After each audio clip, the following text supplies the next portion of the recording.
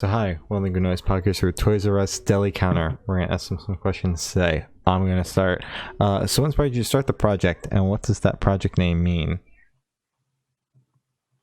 So I've kind of always wanted to, music has always been a really big part of like my life. Um, and I started listening to a lot of like indie folk and like actual folk summer before my junior year of high school.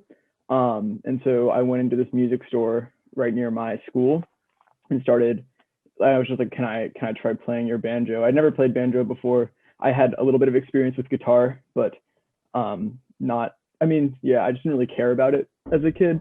But I kind of just started teaching myself how to play banjo and saving up to buy this banjo, which was like $500.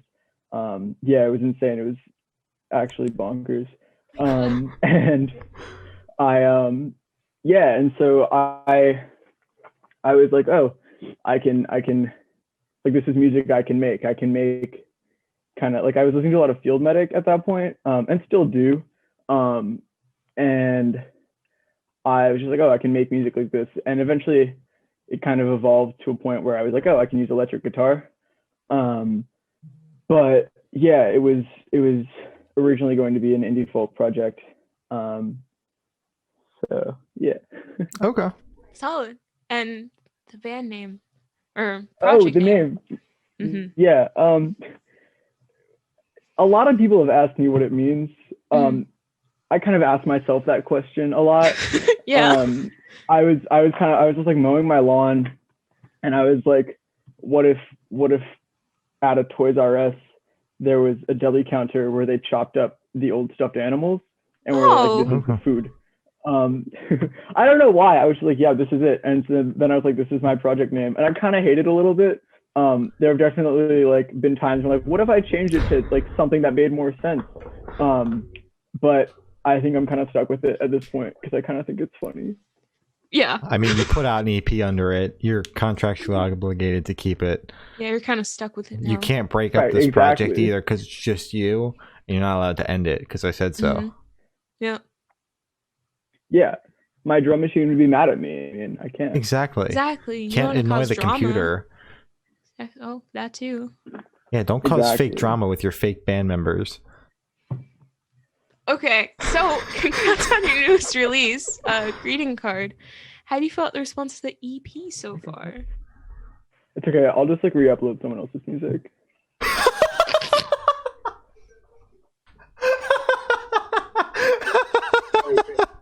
I can't really hear you. That came in so delayed. Gloria had already read off the entire second question. You're like, it's okay, I'll just upload someone else's music. It's perfect. That's the response to your EP. Oh my god. It was just congratulations on your newest release, greeting card. Thank you. Of course, yeah. How do you felt the response to it so far? Good, yeah. I'm really happy with it. A lot of people have been like, this is cool. It's definitely like there I got a review in that Philly-based zine Filth, which is really cool. And I'm playing their fest in a couple weeks. Which is super exciting. Mm-hmm. And then I'm really happy with it. And it's music that I like, so it's cool to see other people also enjoying it.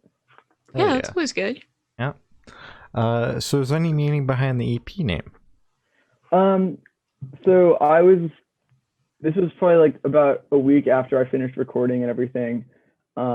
I was just like, I have no idea. Like I knew I was naming all of the songs. I had no idea what to name the EP.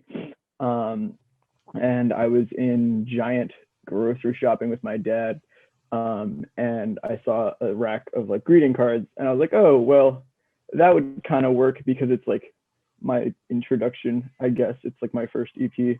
Oh. So I thought it would be fun. Yeah, you know. Yeah, I like that idea. Yeah, I like that a lot. That's cool. really cool. Yeah, that's really cool. It's not just like a self-titled, which is valid, but I like greeting card. Yeah, I like that a lot. It's valid, but it's a creative spin on a self-titled. Definitely, yeah. So, So can you tell me a little bit about your writing process for this EP? Yeah, sure. All of these songs were written in like quarantine, whatever that actually means at this point. Yeah. But like, once I wasn't like going to school or anything, and I wasn't really seeing people, I had been writing a lot of poetry, and also reading a lot of poetry, my entire junior year of high school, which was last year. And there came a point where I finally started like learning how to like play guitar and sing at the same time. And so I was like, oh, this is cool. What if I did this with poetry? So the first song I actually wrote was the second song on the EP, Old Bones. And originally it was just on banjo. Originally it was just on banjo. And I kind of like, I think I kind of like how it sounds just banjo, but I also like the way it came out. And then kind of over the course of like 6 months, I wrote 3 of the other songs. I wrote Venus, Return to Dreamland. No, 2 of the other songs, Venus and Return to Dreamland. And then I wrote one other song, Tarot, which is actually the bonus track. And I was like, oh, this is a full EP. And I got a Tascam 4-track recorder. And I was like, awesome. I'm gonna record with this. I'm so excited. It's what I've been wanting to do. Mm-hmm. And the second I plugged it in, it started smoking, and ate my tape. So that sucked a lot. Yeah. But at that point, I was just like, all right, I guess I'll. And that kind of set me back for a little bit. And then I put out that split with the Croycan Recycling Center last December. So I used a different version of Tarot for that. And so I was like, oh, I guess I kind of have to write another song now. And so I did, and that's Lugia, which opens the EP. So that was the one that was written pretty close to recording. It was the last one I wrote. Okay. Do all your songs start on banjo, or was it just that one that you highlighted? It was just that one. The rest of them are going to be just acoustic guitar. Okay. And yeah, I'm not good enough at banjo yet, I don't think, to start an all banjo project, but one day. Okay. Yeah, because Right. I wanted to ask the same thing. Like, is the banjo your acoustic guitar? Like, are all the songs started off of there? Yeah, that's cool. All right. I mean, I'm like, it's interesting that you even wrote one song with the banjo. Yeah, starting off on banjo. So, yeah. Thank you. Yeah.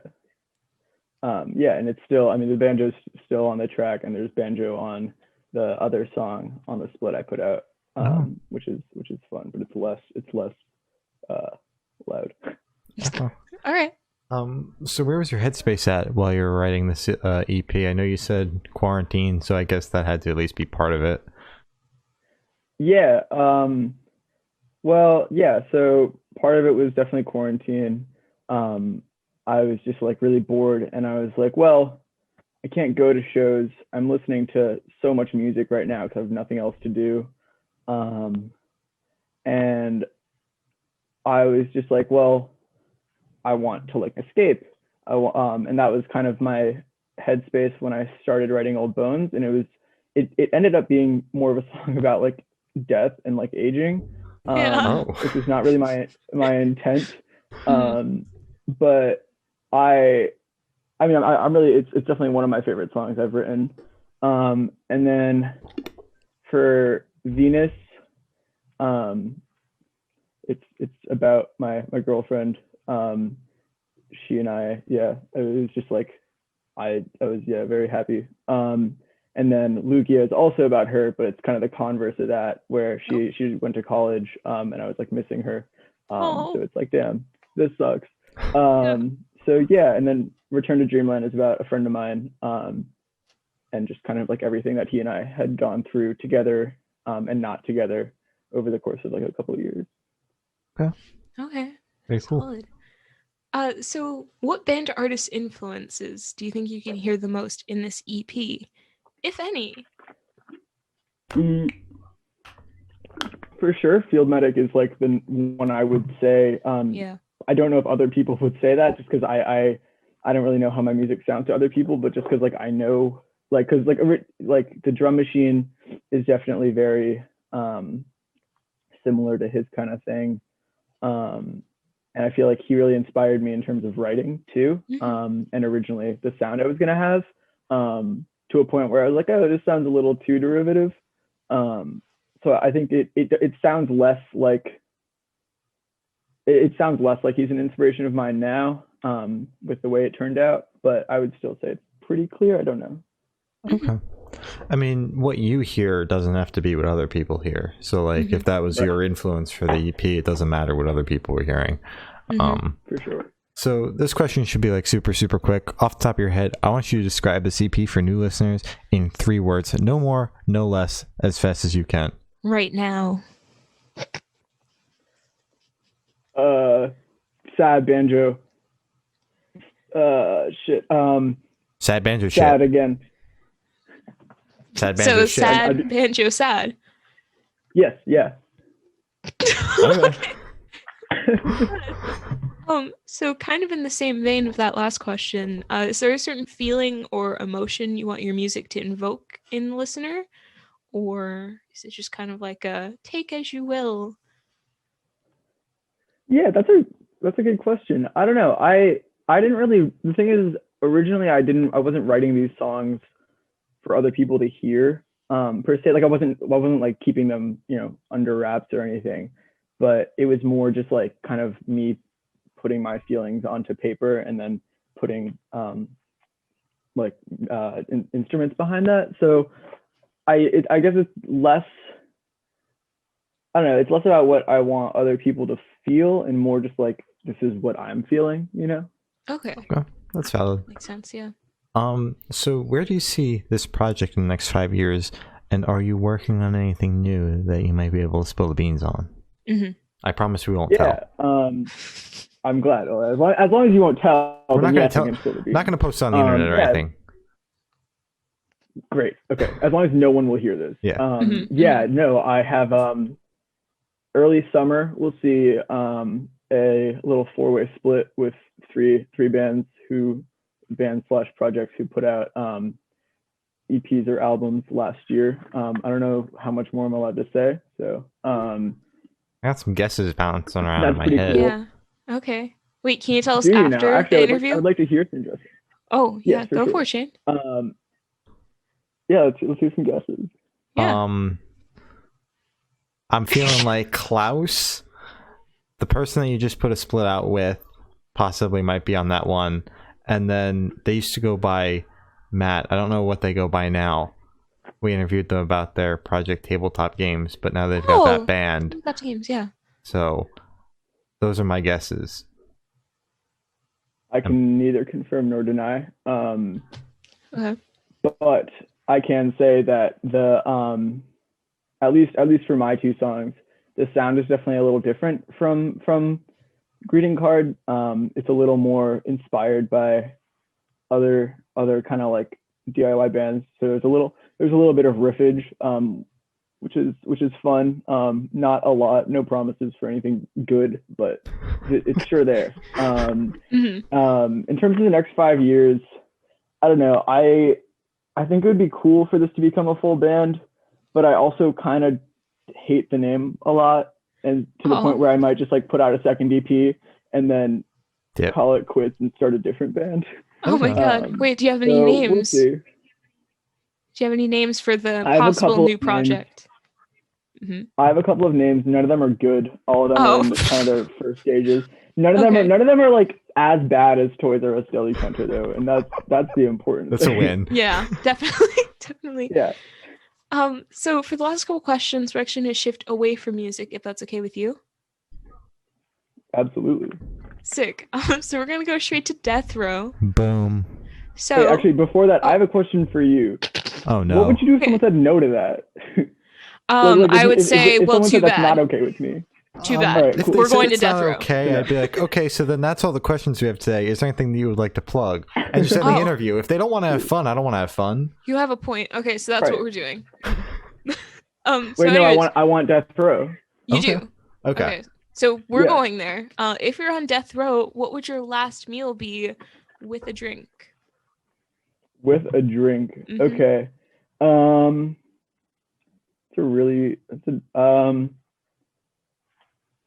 Endless breadsticks. then I never die. Oh my god. Do you have a drink to evoke the Um, breadsticks? Cream soda. Ooh. Okay. Solid choice. Good choice. Okay. My only problem is what will happen on the other side when you keep on eating all those breadsticks. That's the only problem here. Do you not know what happens after you eat things? Like they.